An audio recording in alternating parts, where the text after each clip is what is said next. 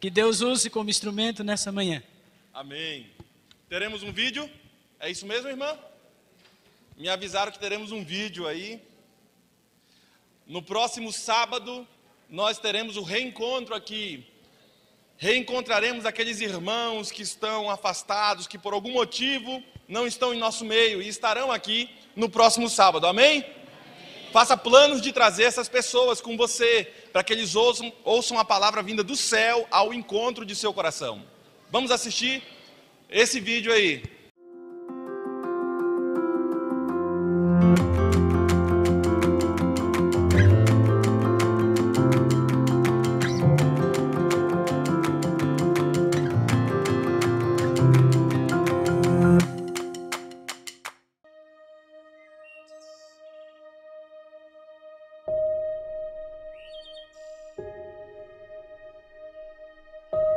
Às vezes a vida parece confusa e sem sentido. Mas imagine se todas as histórias pudessem ser diferentes. Se as pessoas pudessem realmente ter seus finais felizes. Essa teve através dele, o vendedor de verduras. Episódio 1: O vendedor de verduras.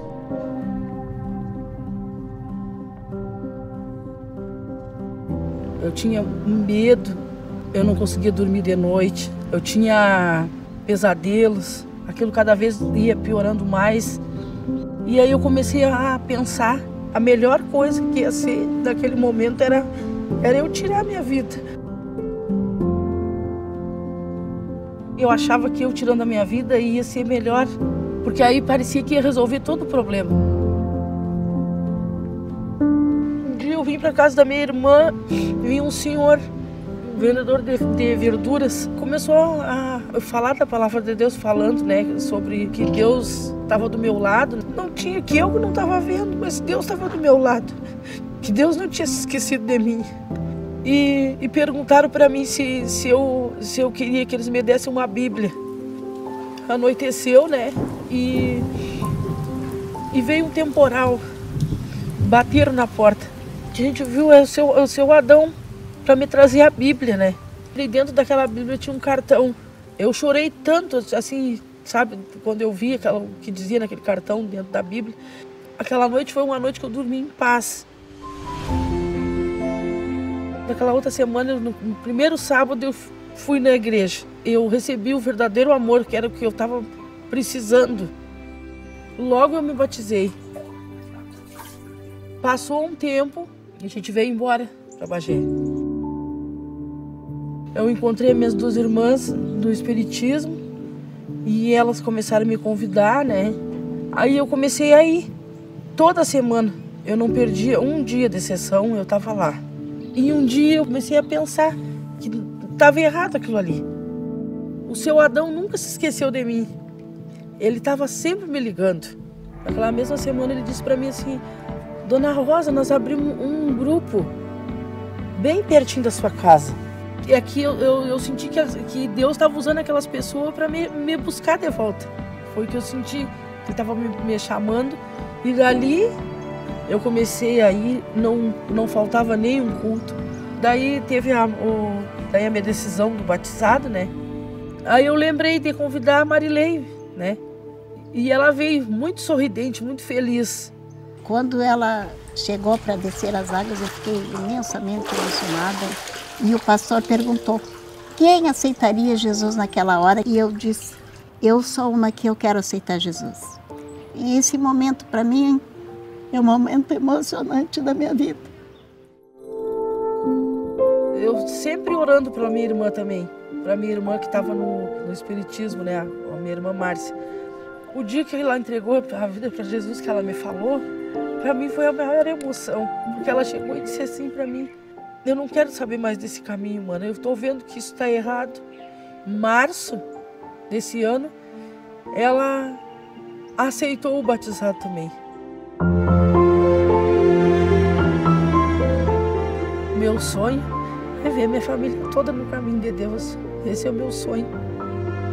E se eu puder, que eu consiga, que Deus me ajude, que eu consiga levar muita gente.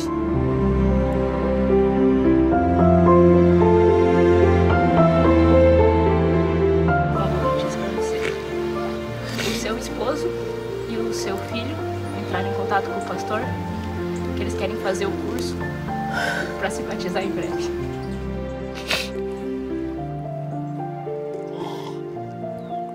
Qual? Você olha pra trás.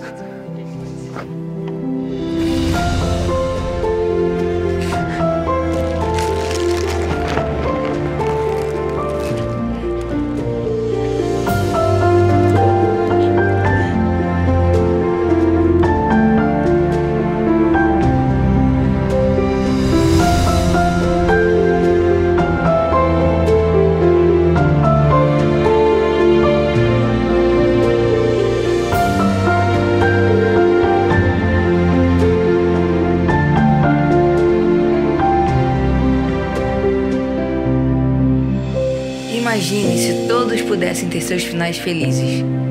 Mesmo que a vida pareça confusa, tudo pode ser diferente quando não desistimos de alguém.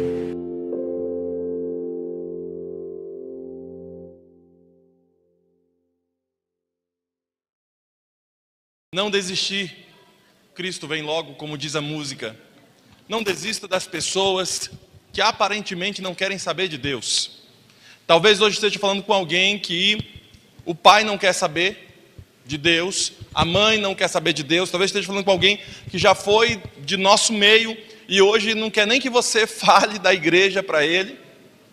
Para essa pessoa, não desista. Cristo vem logo. Sabe, queridos, Jesus Cristo se encarnou e ele, ao se encarnar, veio ao encontro de nosso resgate. Se tornou ser humano e veio ao nosso encontro. Na terça-feira, ou na lição 3, que é o terceiro dia que estamos fazendo dos 10 dias de poder, nós aprendemos hoje, e hoje à tarde também você terá a oportunidade de ler a sua apostila, por isso que se você não tem, peça para a irmã e nós daremos a você a apostila, para que você faça os 10 dias de oração. E hoje nós estamos aprendendo sobre esse resgate que Deus fez, mandando o seu Filho. Ele se tornou um irmão no sofrimento da humanidade. Jesus Cristo vem à terra e sofre conosco. Ele sabe as dores, ele entende muito bem quando você chora. Jesus entende muito bem quando você é abandonado, porque ele também foi abandonado. Jesus entende muito bem quando as pessoas viram a costa para você, porque também Jesus teve as costas viradas de seus amigos. Por isso, Jesus Cristo é o nosso irmão em nosso sofrimento.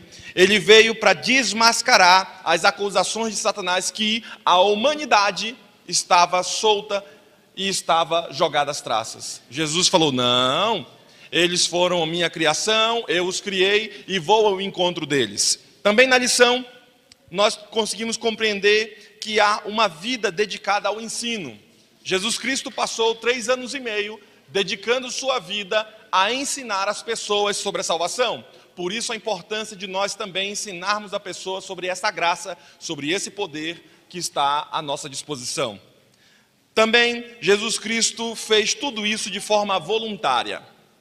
Não precisou ninguém mandar, não precisou ninguém pagar, não precisou ninguém votar em comissão para que o irmão pudesse ajudar. Jesus Cristo deixou o céu, deixou os anjos, tudo isso de forma voluntária. Por isso, é um exemplo que devemos seguir. A humanidade de Jesus, por toda a eternidade, estará à mostra. Jesus não ficará em outra forma, senão a forma da humanidade. Sabemos que Jesus Cristo não vai tirar os buracos dos cravos que estiveram na mão dele. Para quê? Para que toda vez ele lembre e que nós lembremos também do sacrifício que Jesus fez. Que Deus ajude você nesse terceiro dia, para que você entenda, leia a sua apostila. Hoje é só uma pincelada sobre o que nós vamos aprender aqui no terceiro dia. A encarnação do resgate. Jesus Cristo nos resgatou e então ele se encarnou para que houvesse o resgate à humanidade. Bem, tendo dito isso, eu sigo aqui a ordem das mulheres, não sou doido de andar fora do prumo aqui com as meninas. A irmã já chegou comigo, pastor, fale assim, assim, assado. Pastor, vai passar o vídeo, não sei das quantas. Pastor, faça assim. E eu estou seguindo a lei das meninas de amarelo ali, as amarelinhas, né? as Rayovacs, elas vão mais longe. Elas vão mais longe. Elas oram por vocês, elas estão à disposição de vocês, as meninas aí. Deus abençoe vocês, viu, meninas? Pelo empenho e pelo trabalho que estão fazendo. Bem, tendo dito isso, nesses 10 dias de oração, nós estamos aprendendo sobre como orar mais, como estar mais próximo de Deus. E hoje quero falar a vocês sobre a chave, que é a oração, é a chave do tesouro de Deus. A oração é essa chave que abre o cofre de Deus, a oração é essa chave que alcança o poder do Senhor que está à sua disposição. Abra sua Bíblia no livro de Marcos, capítulo 1, versículo 35. Marcos, lá no Novo Testamento, Marcos, Evangelho de Marcos, capítulo 1, versículo 35. Abra sua Bíblia, Deus quer falar com você nesta manhã. Marcos 1, versículo 35. Jesus se retira para orar. Irmãos, Jesus teve que se retirar para orar. Lembra disso? A gente vai ler agora. Quanto mais a gente. Será que podemos ser comparados a Jesus? Será que alguém ousa se comparar a Jesus? Sabe, queridos, estamos bem distante de quem é Jesus e da proximidade que ele tem com o Pai. Mas mesmo assim, Jesus sentia a necessidade de orar. Por isso, o texto, versículo 35, assim diz: Tendo-se levantado alta madrugada, saiu, foi para um lugar deserto e ali orava. Procuravam-no diligentemente Simão e os que estavam com ele. Tendo-o encontrado, lhe disseram: todos te buscaram. Jesus, porém, lhe disse: vamos a outros lugares, às povoações vizinhas, a fim de que eu pregue também ali, pois para isso é que eu vim. Então foi por toda a Galileia, pregando nas sinagogas deles e expelindo os demônios. Jesus Cristo tinha poder, mas em nenhum momento Jesus Cristo se utilizou do seu próprio poder como divindade. Todo o poder que Jesus Cristo se utilizou, ele se utilizou como um ser humano, vestiu a capa humana, a roupa humana. O próprio Jesus disse que os discípulos iriam fazer coisas maiores do que as que ele fez. Como posso eu, pastor, conseguir fazer essas coisas extraordinárias? Como posso eu, pastor, fazer algumas mudanças em minha vida que já tenho tentado fazer há muitos anos? Como posso eu, pastor, mudar a história de meus filhos? Como posso eu, pastor, mudar a história da minha família, pastor? Porque eu já venho de uma história de problemas. Como pode Deus intervir na minha história? Como pode, pastor, eu ter a vida modificada? Eu ter esses milagres que a gente ouve na Bíblia, mas parece que hoje em dia não acontece. Bem, queridos, hoje você terá a resposta para a sua pergunta. Sabe, querido, a oração, ela é a chave para abrir as mudanças tão necessárias em sua vida. Por isso, o texto deixa claro que o próprio Jesus se levantava de madrugada, saiu e foi para um lugar deserto.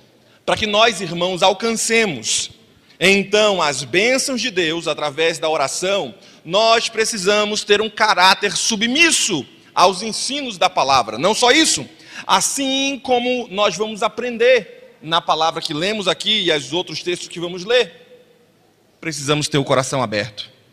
Tudo o que nós fazemos contra Deus e contra o próximo trazem consequências para nós aqui na terra também. Tem gente que vive a vida pensando que não, é só no céu que vai ter as bênçãos. Não, irmão. Deus derrama as bênçãos aqui na terra também para você. Alguns pensam, não, só no final da vida, lá quando morrer e tudo, é que a pessoa vai ter a maldição. Não, algumas pessoas vivem com vidas amaldiçoadas porque não colocam a palavra de Deus em primeiro lugar e a sua justiça em primeiro lugar. Como posso eu então, pastor, mudar meu coração, tirar alguns conceitos prévios e colocar o principal conceito da palavra na minha vida. Sabe, querido, se você deseja grandes coisas para a sua vida, não há como fazer isso sem estar em constante oração. A verdadeira mudança é uma mudança de dentro para fora, nunca de fora para dentro. Ter roupa boa, bonita, vir arrumado para a igreja, se pentear, se arrumar, tudo isso são coisas cosméticas, ou seja, externas. A verdadeira mudança é de dentro para fora, quando ninguém está vendo. Talvez hoje esteja falando com alguém que, pastor, estou enfrentando problemas na educação dos filhos, estou enfrentando problemas com o meu esposo, minha esposa, com minha família. Mas pastor, eu já falei bem, eu já falei assado, já falei cozido, já fui amável, já fui grosso, já fiz de tudo. E parece que não tem jeito com esse menino, com essa menina. Parece que não tem jeito com esse marido, com essa esposa, com esse meu familiar, com essa situação que eu estou vivendo. Parece que não tem jeito mais, pastor. Talvez não chegou a hora de você fazer desses 10 dias de oração um pontapé de mudança. Talvez não tenha chegado a hora de você se ajoelhar e clamar ao Senhor por essa mudança, a começar por ti. Talvez não seja a hora de você começar a jejuar, como estamos fazendo hoje. Talvez não seja a hora de você priorizar o reino de Deus e a justiça dele. Será que não está chegando essa hora? Será que com as dores de sua vida que você tem apanhado todos os momentos, você não consegue acordar para isso? Jesus Cristo entendeu essa situação e ele falou: só tem condição de vencermos se for pelo poder da oração, porque é o poder da oração que abre as portas do céu. E então Jesus Cristo, com sua roupa humana, vestido com a carne humana, ele começa a orar. Sabe, queridos, a oração nos conecta com o céu e submete a nossa vontade à vontade de Deus. Esse é o grande momento da oração. É submeter o que eu quero ao que Deus quer. Porque às vezes nós estamos orando a Deus pedindo um monte de coisa que Deus talvez não nos dê. Porque Deus nos conhece e nos ama. Porque Deus sabe, em sua onisciência, na sua soberania de ser, Ele sabe que se Ele te der muito das coisas que você tem pedido, você se perderá. Talvez o fato de você vir à igreja hoje e estar conosco aqui, seja porque você está passando por algum sofrimento. Porque se você talvez tivesse recurso financeiro, talvez você estivesse muito bem de saúde, talvez todas as coisas estivessem encaminhadas na sua vida, é possível que você não estivesse aqui diante da glória de Deus, diante de sua casa, porque tudo vai muito bem. Sabe, queridos, a oração nos conecta para fazer com que a nossa vontade seja submetida à vontade de Deus. Senhor, será que é isso que o Senhor quer?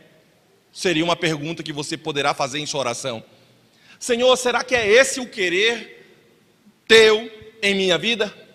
Porque se for, Senhor, faça o teu querer em minha vida, Senhor. Nesses momentos, estamos começando os 10 dias de oração aqui. Nesse momento, nós estaremos orando por vocês, os irmãos da igreja.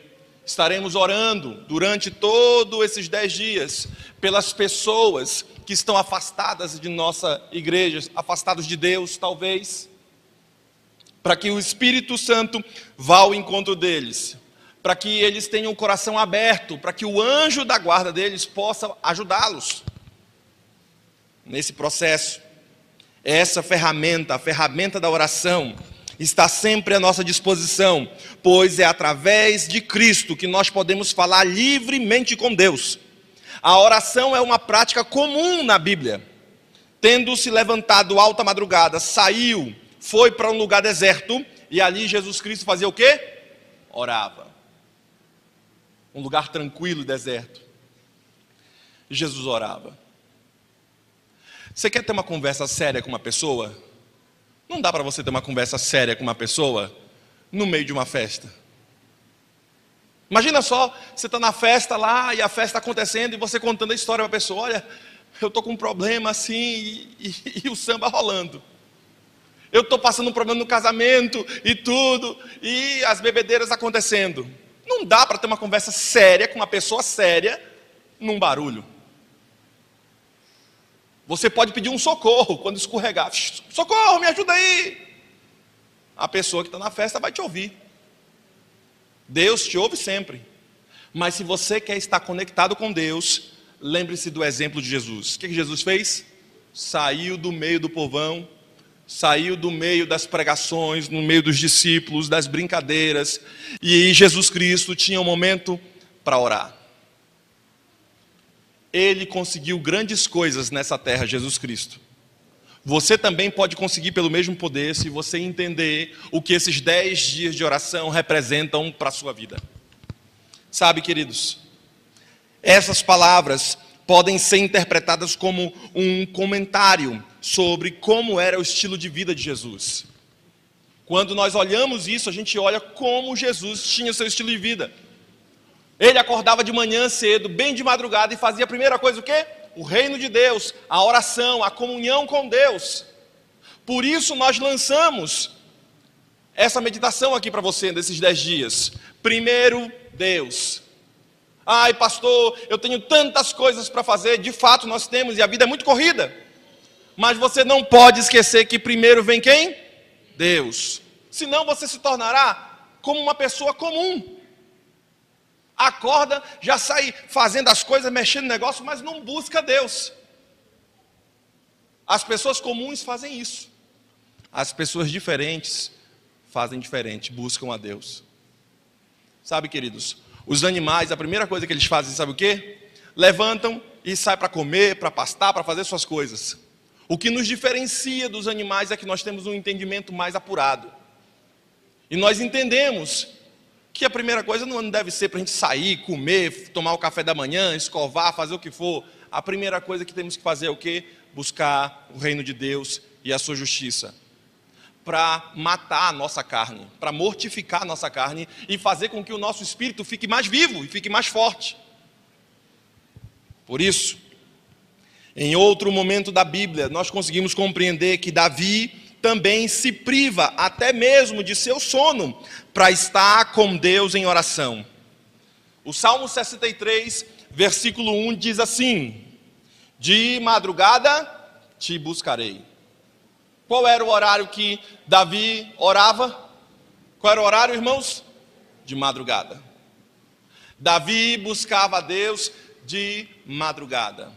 Vamos dizer lá para as 4 da manhã, 5 da manhã, eu não sei o horário, mas era de madrugada, quando tudo estava silencioso, era o momento de buscar a Deus.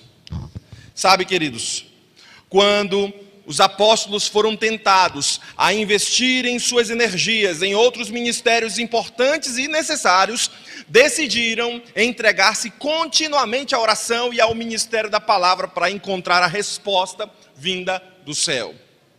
Atos capítulo 6, abra sua Bíblia. Jesus tinha morrido, os apóstolos estavam com medo, porque fizeram o que fizeram em Jesus, e Jesus, antes de sua morte, contou uma parábola dizendo: olha, se fizeram isso com o dono da fazenda, imagine o que irão fazer com os funcionários da fazenda. Naquele momento que Jesus morre, e morre daquela forma trágica, os discípulos e o próprio Pedro, você lembra da história, negou a Jesus.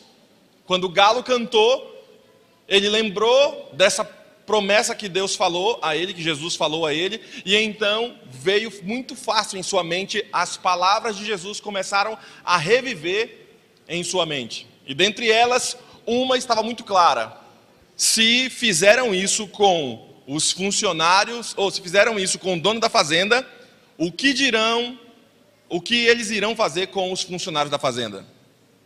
E então todo mundo ficou com medo. Começa o livro de Atos capítulo 1, contando a história do quê? Os discípulos, depois da morte de Jesus, todos eles foram para dentro de uma casa e começaram a fazer o quê? Oração. Jejum e oração. E eles, quando começam a orar, a Bíblia diz que desceu sobre eles o Pentecostes, ou seja, o Espírito Santo desceu sobre eles como um vento impetuoso. E eles receberam o Espírito Santo e começaram a falar em línguas. Pregaram o Evangelho. Eles falavam em hebraico, que era a língua materna deles, e as pessoas entendiam nas suas próprias línguas maternas.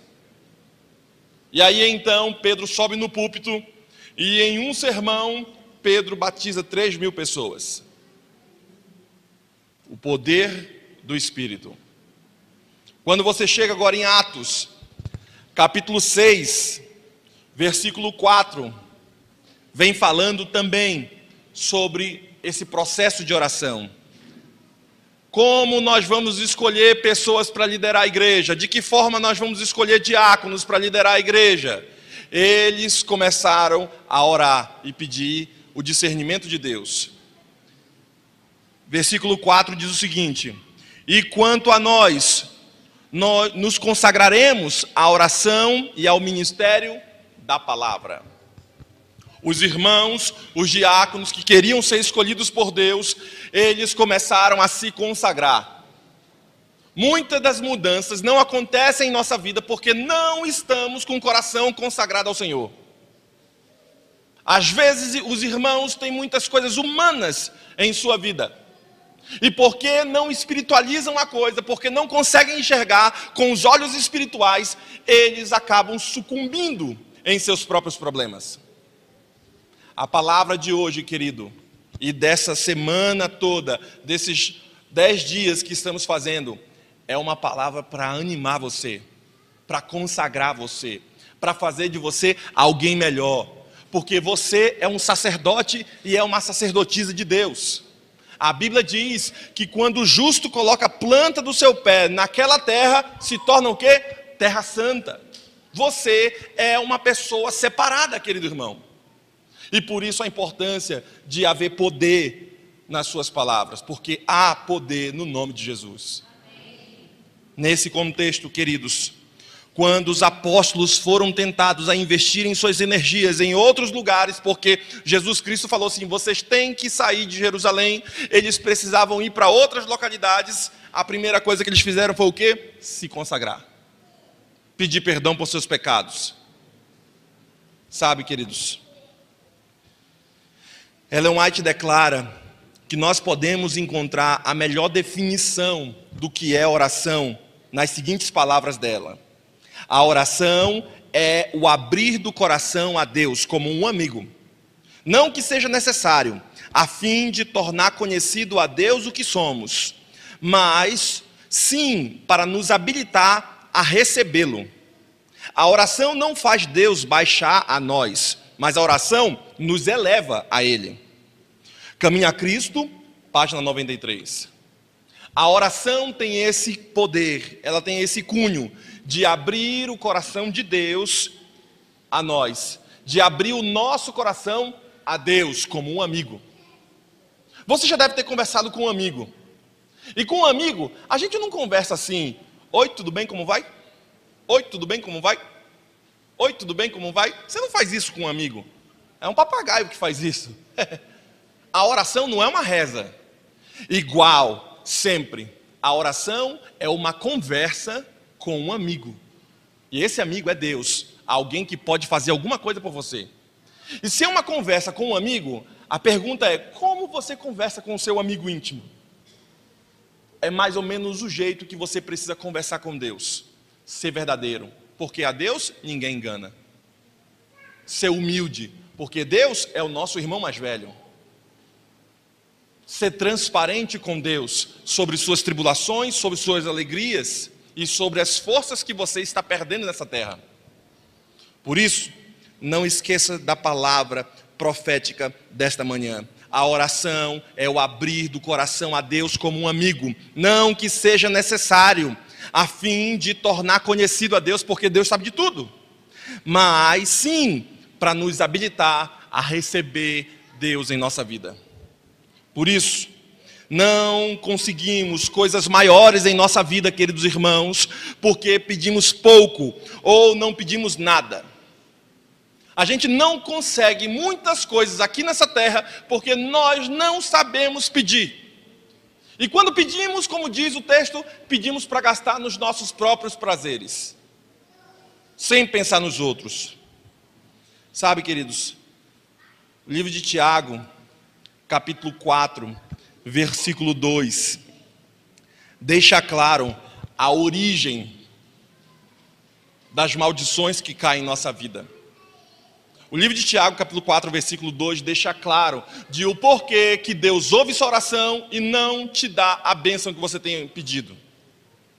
De onde procedem as guerras e as contendas que há entre vocês? Versículo 1.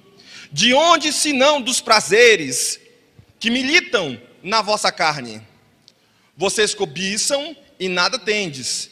Matais e invejais e nada podeis obter. Viveis a lutar e a fazer guerras. Nada tendes porque não pedis. Pedis e não recebeis porque pedis mal, para esbanjardes em seus próprios prazeres. Sabe, queridos, não há comunhão entre Deus e o mundo. Não há como se misturar. Como diz o texto bíblico aqui, compreendeis que a amizade do mundo é inimizade com Deus? É preciso se consagrar, é preciso buscar a Deus, sendo Ele a pérola de grande preço, um diamante que você encontrou numa terra. Ninguém sabe desse diamante. O camarada vai lá e faz o quê? Vende todas as suas coisas. As pessoas da rua começam a dizer: esse rapaz é um louco, ele ficou vendendo todas as suas coisas para comprar essa terra. Esse camarada é um doido, ele deixou de trabalhar e ganhar dinheiro numa empresa por causa do sábado. Olha só, ele começou a abrir mão de um monte de coisa por causa desse negócio de religião, de Deus. Mas aquele camarada sabia que naquela terra que ele estava comprando tinha uma pérola de grande preço, tinha um grande diamante. E ele sabia que seria um valor muito baixo vender tudo que tem para comprar aquele grande diamante, porque ele encontrou dentro daquela terra uma mina. O crente, o cristão que está consagrado com Deus, que consegue ver como Deus vê, ele sabe que o principal é o reino de Deus e a sua justiça, e ele sabe que haverá muita bênção para aqueles que priorizam isso. Por isso Tiago deixa claro: muita gente não tem nada, por quê? Porque não pede. E quando pede, pede mal. Pede para gastar no seu próprio prazer. Por isso, querido, ainda no livro de Tiago, o versículo 3 deixa claro: cobiçais e nada tendes. Porque, como é que o versículo 3 diz? Cobiçais e nada tendes. E por causa disso vocês matam. Tende inveja, não pode possuir, e por causa disso combate e faz guerra. Não tem nada. Por quê? Porque não pede. E quando pede, não recebe, porque pede mal, pensando em gastar nos seus próprios deleites. O Senhor, em toda a sua sabedoria, querido irmão, compreende isso. Ele sabe quando a nossa vontade é egoísta. Deus sabe quando a gente está orando não porque a gente quer uma coisa boa, a gente está orando porque é egoísta. Deus sabe disso, porque a Ele ninguém pode enganar. E nesse contexto de que Deus sabe dessas coisas, as pessoas visam somente o desejo do seu próprio coração. E, como um bom pai que Deus é, a sua intenção é nos ensinar. Deus talvez não tenha dado algumas coisas para você, porque Deus quer ensinar você a andar talvez pelo vale da sombra e da morte. Para que você, querido irmão, não tema mal algum, porque Ele vai estar contigo. Talvez você tenha que passar por esse momento de aflição. Uma vez eu contei para vocês aqui na igreja a história dessa aliança que eu tenho aqui.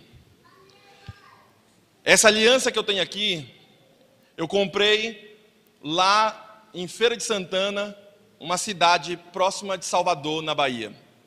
Era um estudante de teologia e eu não tinha muito dinheiro. Quem sabe teologando nunca tem dinheiro. Estudante nunca tem dinheiro. Eu não tinha dinheiro. E aí eu ia pedir a Débora em casamento naquele ano, no final ali. Combinei com ela que nós iríamos noivar lá na casa dela, pedir para o pai e para a mãe para casar com a Débora. E aí falei: Débora, mas não tem dinheiro para comprar aliança e tudo. Falei, olha, vamos pedir para o seu pai, né? A aliança dele. A Débora, o quê? A aliança do meu pai e tudo? Não, não sei o quê, não. Se for o caso, o importante é o amor. Se for o caso, a gente amarra uma fitinha, né? Da gente e tudo, a gente amarra uma fitinha, porque o importante é o amor. Não, desse jeito eu não quero, não sei o quê. Ficou triste e tudo. Eu falei, não podia falar nada. E eu fui comprar essa aliança aqui. Só que eu não fui na empresa que vende aliança. Eu fui nos camaradas que fazem aliança para a empresa. Nos ourives. Atrás do Mercadão, lá em Feira de Santana, tem um monte de barraquinha e os caras estão lá derretendo ouro. E fazendo aliança para as empresas exporem no seu mostruário. E naquele momento, eu fui conversar com um camarada. Fui ver, não, eu quero fazer uma aliança, 5 gramas e tudo mais. Negociei com ele e tal. E quanto é que fica? Falou o preço. E eu falei, tá bom. Ele falou, tu paga aqui a metade, vai, e daqui a tantas horas você volta aqui e paga outra metade. Aí eu falei assim, não, menino, né? Não, eu vou ficar por aqui mesmo, quero ver o senhor fazendo.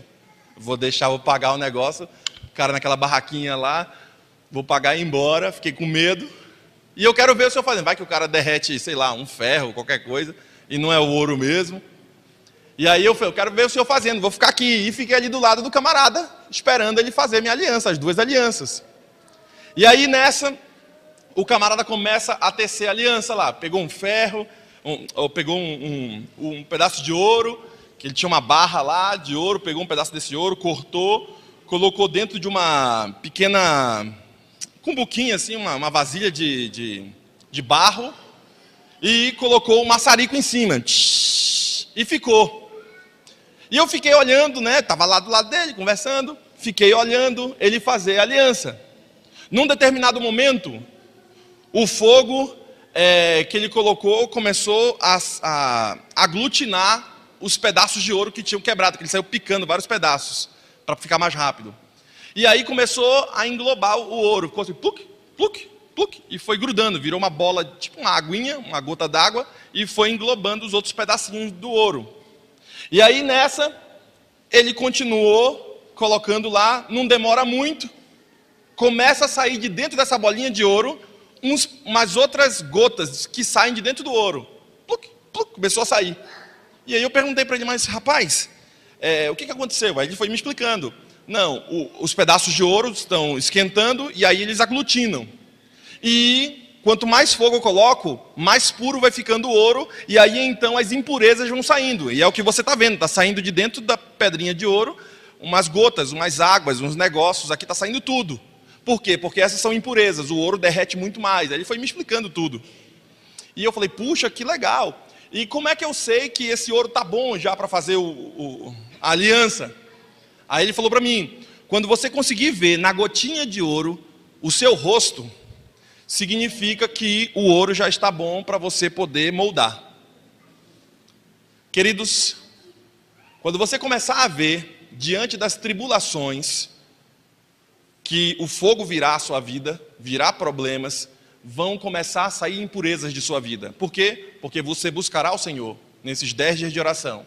Você vai começar a compreender algumas coisas que Deus não quer na tua vida. E essas impurezas vão começar a sair. Mas como você vai saber que você vai estar bom? Quando Deus olhar para você e ver o rosto dele em você, então você estará bom e pronto para ser moldado como instrumento dele.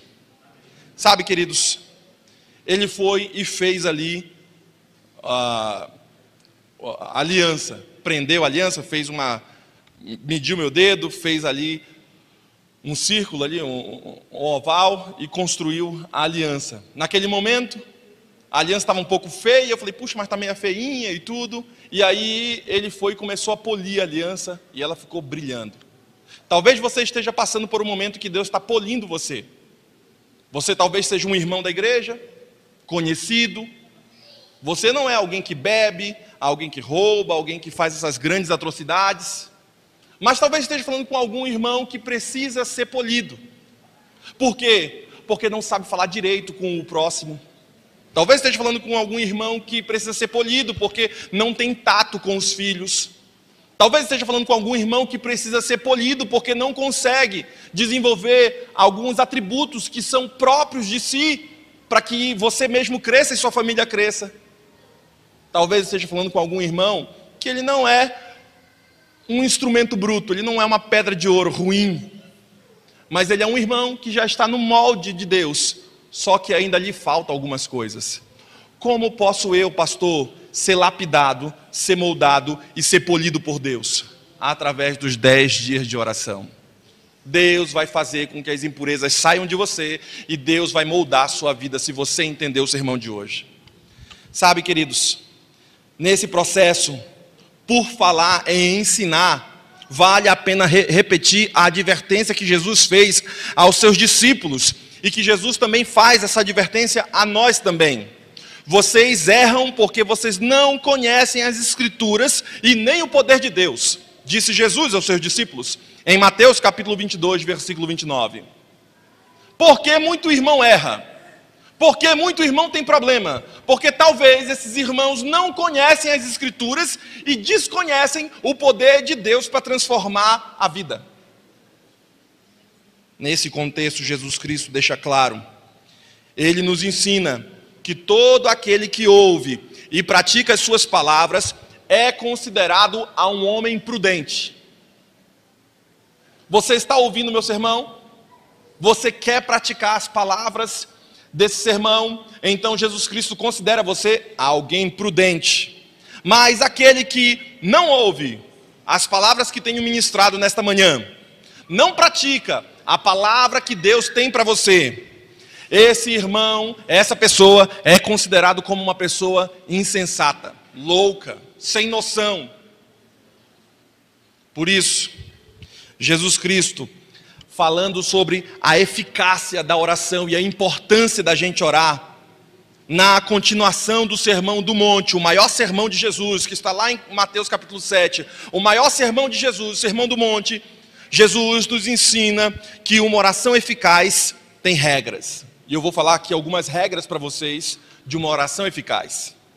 Ele diz que podemos pedir e que nos será dado, que podemos buscar, que acharemos, e que podemos bater, que a porta vai se abrir. Mas Jesus faz uma ressalva: tudo que vocês pedirem, tudo que vocês quiserem que os outros homens façam, fazei vocês primeiro a eles. Há uma regrinha nesse processo.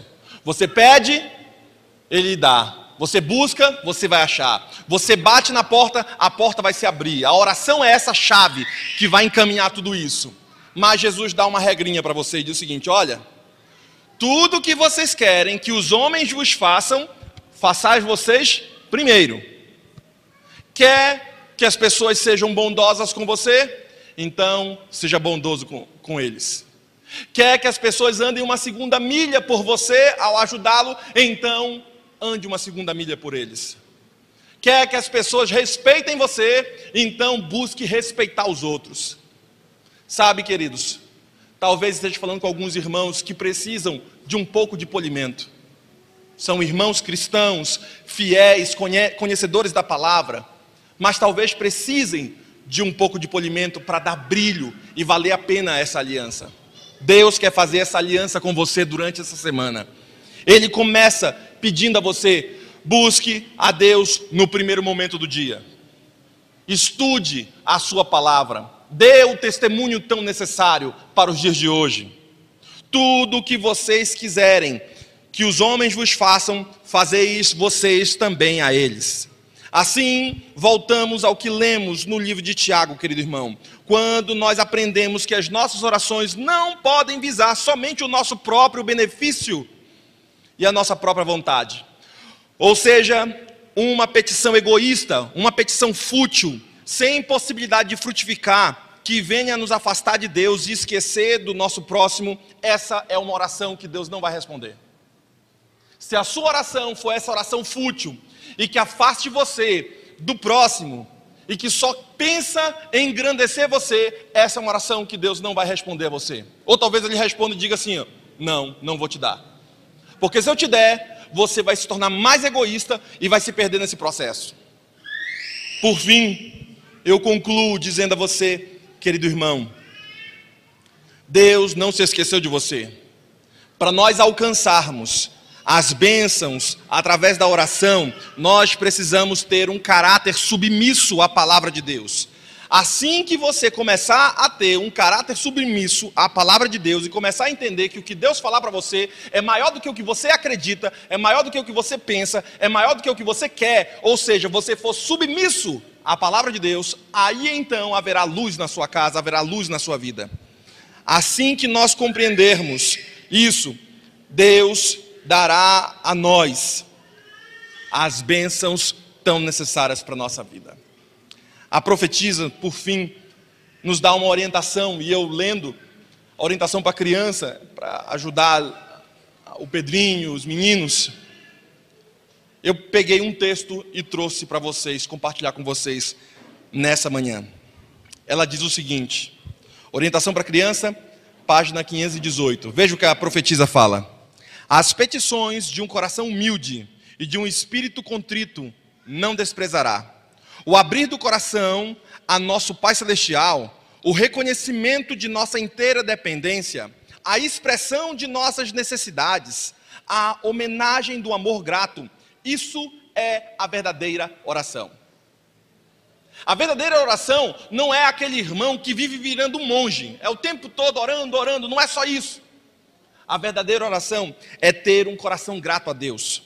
A verdadeira oração é expressar as necessidades que as pessoas têm a Deus. A verdadeira oração é o abrir do coração ao nosso Pai Celestial, como um amigo. Se você entender o sermão de hoje, se você compreender esses 10 dias que nós estamos planejando para esta igreja, então haverá vitória sobre os seus problemas. Quer você receber essa bênção? Quer você obter essas vitórias para seu pai, para sua mãe, para sua irmã, para o seu irmão, para os seus filhos, para o seu patrão, que você não aguenta mais? Quer obter essa vitória? Então não esqueça do sermão de hoje. Deus quer abençoar você. Isso significa andar de acordo com Deus. Que Deus abençoe e que Deus o ajude nesta manhã e nessa semana. Porque esses 3 estão aqui na frente. São diáconos que nós iremos orar por eles agora, para que eles possam ministrar no meio de sua casa. Nós passamos o sermão todo falando sobre oração. E justamente o texto de Atos capítulo 6 deixou claro a instituição dos diáconos. Ora, naqueles dias, multiplicando-se o número dos discípulos, ou seja, a igreja estava aumentando, houve murmuração dos helenistas contra os hebreus, porque as viúvas deles estavam sendo esquecidas na distribuição diária. Então os 12 discípulos convocaram a comunidade dos discípulos e disseram: não é razoável que nós abandonemos a palavra de Deus para servir às mesas. Mas, irmãos, escolhei dentre vós 7 homens de boa reputação, cheios do Espírito Santo e de sabedoria, aos quais encarregaremos deste serviço. E quanto a nós, nos consagraremos à oração e ao ministério da palavra. E o parecer agradou a toda a comunidade. E elegeram então Estevão, homem cheio de fé e Espírito Santo, Filipe, Prócopo, Nicanor, Timão, Parmenas e Nicolau, prosélito de Antioquia. Apresentamos-nos perante os apóstolos, e estes, orando, lhes impuseram as mãos. Crescia a palavra de Deus, e em Jerusalém se multiplicaram o número dos discípulos, também o número dos sacerdotes se multiplicavam. Eu quero chamar aqui à frente, nesse momento, os diáconos que já foram ordenados dessa igreja. Mesmo que você não seja diácono hoje, mas você já foi ordenado, venha aqui à frente. Quero chamar também os anciões que foram ordenados, os anciões que venham aqui à frente também, porque nós iremos orar por esses que estão aqui.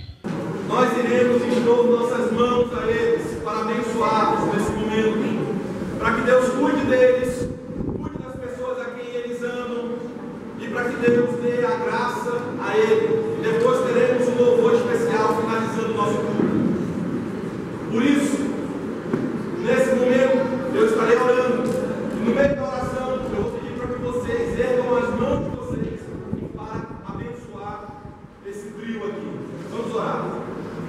Senhor nosso Deus, em Tuas mãos colocamos esse trio, Senhor, pedindo a Ti que os abençoe. Abençoe, Senhor, a irmã Marlene, o Donizete e a irmã Fátima, pedindo Tua graça e Teu poder sobre eles, para que o inimigo não tenha poder sobre as pessoas a quem eles amam. Que eles, Senhor, falem com intrepidez, que eles, ao falarem, o inimigo corra deles, Senhor, porque a Tua presença está na vida deles. Por isso nós erguemos nossas mãos para ungir-nos nesse momento, pedindo a Ti, Senhor, os diáconos e diaconisas e os anciões que aqui estão, erguemos nossas mãos para abençoar, para que a vida deles seja abençoada, Senhor, para que Teu Santo Espírito e o Teu poder esteja sobre eles. Senhor Jesus, cure, Senhor, qualquer doença, que o Senhor restaure a saúde deles, Senhor, que eles tenham energia para pregar o Teu Evangelho. Abençoe, Senhor, a esposa, abençoe o esposo, abençoe, Senhor, os filhos, abençoe as pessoas a quem eles amam. Que eles, Senhor, tenham uma palavra com o Teu poder incluso. Tudo isso que oramos e erguemos nossas mãos, orando em nome de Jesus. Amém, Senhor.